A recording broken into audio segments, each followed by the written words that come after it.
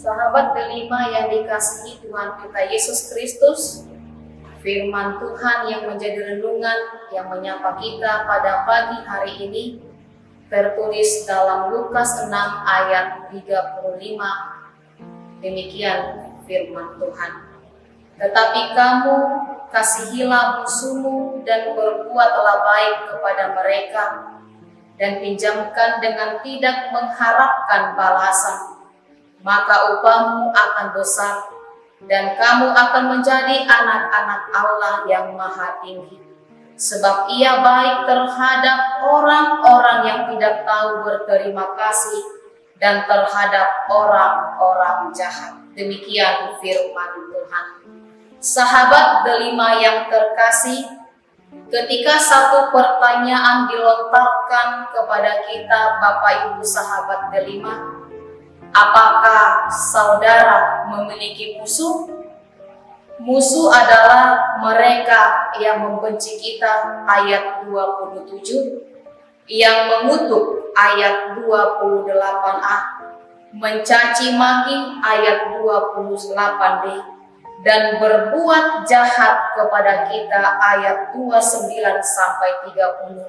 Musuh adalah mereka tidak tahu berterima kasih, ayat 35. Bisa saja musuh itu orang lain, bahkan bisa saja musuh itu orang yang terdekat dengan kita, sahabat kita, saudara kita, suami kita, istri kita, anak kita, teman sekerja kita.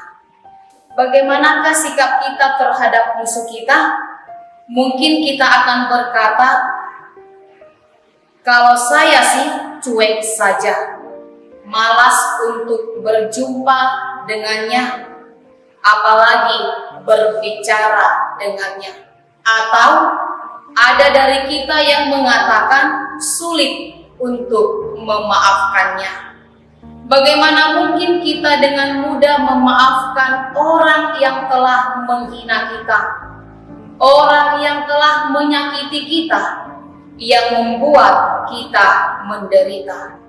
Hal inilah yang sering dialami dan menjadi sifat manusiawi dan duniawi yang lebih kuat mempengaruhi pikiran dan hati manusia. Sehingga rasa marah, rasa sakit hati, dendam terhadap musuh dapat membuat manusia sulit untuk memaafkan, sulit untuk kembali rujuk, sulit untuk membalas kejahatan musuh dengan kebaikan, dan sulit untuk memaafkan musuh.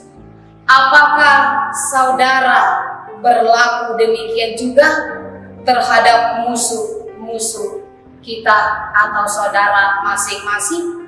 Sebaiknya tidak, karena kita adalah anak-anak terang, kita adalah anak-anak Kristus. Sahabat delima yang terkasih, firman yang kita dengar hari ini mengajarkan kita bagaimana sebaiknya bersikap yang benar dan baik terhadap musuh. Tuhan Yesus dalam firman-Nya berpesan kepada kita semuanya, kasihilah musuhmu. Kasihilah musuhmu merupakan dari khotbah pengajaran Yesus Kristus. Kasih terhadap musuh adalah perintah Yesus yang mengajarkan kasih dan kemurahan hati yang tidak terbatas. Kecenderungan manusia adalah hanya mengasihi orang yang mengasihinya, baik kepada orang yang baik padanya, sayang kepada orang yang sayang kepadanya. Sifat manusia umumnya menunjukkan bahwa kita mampu mencintai orang yang mencintai kita. Itu artinya sulit untuk baik kepada orang yang tidak baik pada kita, dan sulit untuk mengasihi orang yang tidak mengasihi kita, apalagi musuh kita. Yesus mengatakan kepada kita bahwa jika kita hanya mengasihi orang yang mengasihi mengasihi kita. Yesus juga berkata apa jasa kita. Ayat 31 sampai 34. Apakah kebaikan kita? Sebab orang jahat dan orang berdosa pun berbuat baik kepada orang yang berbuat baik. Terus apa bedanya anak Allah dan orang jahat?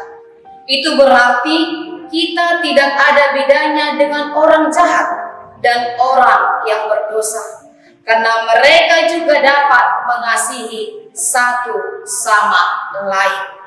Sahabat delima, nah ini Yesus memberikan tips untuk kita bagaimana kita bersikap pada musuh kita, yaitu kasih. Berbuat baiklah, berikan pinjaman, dan tidak mengharapkan balasan. Mengasihi berarti berbuat baik. Berbuat baik berarti memberikan pinjaman tanpa mengharapkan balasan kembali.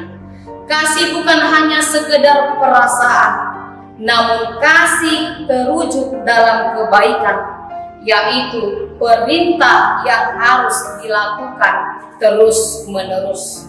Secara konsisten, kita harus menunjukkan kasih dan kebaikan kepada orang yang tidak baik kepada kita. Inilah standar surgawi yang harus kita terapkan dalam kehidupan kita sebagai anak-anak Allah. Mengasihi musuh bukanlah tugas yang mudah. Mengasihi musuh bukanlah tugas yang gampang. Banyak orang yang gagal melakukannya. Oleh karena itu dibutuhkan alasan yang sangat istimewa untuk dapat melakukannya, adalah alasan yang terbaik kita mempunyai status sebagai anak-anak Allah. Status kita sebagai anak-anak Allah juga disinggung dalam kaitannya dengan upah yang besar, ayat 35. Kita akan menjadi anak-anak Allah yang maha tinggi. Pertanyaan ini tidak boleh dipahami seolah-olah status sebagai anak-anak Allah adalah hasil perbuatan baik manusia. Poin yang ditekankan adalah pengakuan dan pemulihan atas anak-anak Allah. Kita sebagai anak-anak Allah, kita wajib mencerminkan sifat Bapa kita. Hendaklah kamu murah hati sama seperti Bapamu adalah murah hati. Hidup harus sesuai dengan status. Apakah hati kita akan tetap mengeras seperti batu? Walaupun kita sudah mendengarkan firman Tuhan ini, apakah kita tidak memiliki alasan untuk memaafkan musuh kita? Baik itu orang tuamu, anakmu, temanmu, saudaramu, atau orang yang terdekat denganmu. Apakah kita tidak memiliki alasan untuk mengasihi musuh-musuh kita lagi? Apakah kita harus membalas kejahatan musuh kita dengan kejahatan juga? Tidakkah sebaiknya kita membalas kejahatan dengan kasih? Apakah kalau kita berbuat baik kepada musuh kita, dia akan terus jahat kepada kita? Apakah orang tersebut tidak akan berubah sesudah menerima kelakuan baik dari kita? Apakah justru dia semakin jahat kepada kita? Mulai sekarang, belajarlah melihat siapa kita. Kita adalah anak-anak Allah yang sudah sepantasnya hidup seperti Bapa kita yang murah hati. Ingat dan lakukanlah nasihat Yesus Kristus. Kasihilah musuhmu sebagaimana Bapa juga melakukannya. Berbuat baiklah kepada orang yang membencimu, sebagaimana Kristus juga telah melakukannya. Mintalah berkat bagi orang yang mengutukmu. Berdoalah bagi orang yang membencimu. Berikanlah pinjaman dan jangan mengharapkan balasan, sebagaimana Bapa juga telah melakukannya. Maka upahmu akan besar dan kamu akan menjadi anak-anak Allah yang Maha Tinggi. Amin. Shalom. Tuhan Yesus memberkati.